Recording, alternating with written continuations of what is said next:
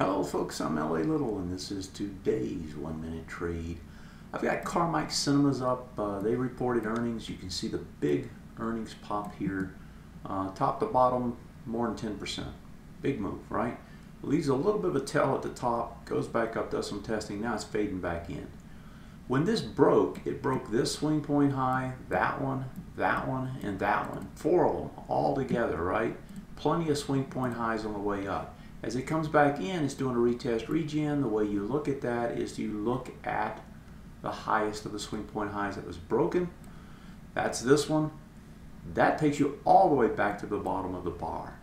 So it's kind of hard to buy it up here. But if you look inside of it, there are other nested retest regens, in particular these two, that are more or less overlapped.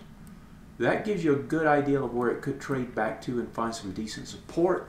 I would think that area is the area to look at, potentially back down at the bottom.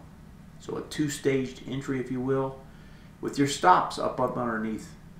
If it's the fall, it shouldn't fall back down here. If you want to be a little bit safer, you can take and use the weekly chart, right, as your stop out. That stop out is the bottom of this bar.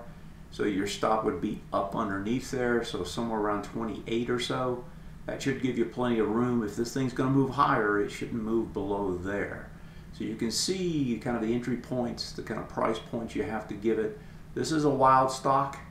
You got to give it room if you're going to play it, but it definitely has been on an uptrend, and it doesn't look to me like it's stopped yet, not with this kind of volume expansion on earnings.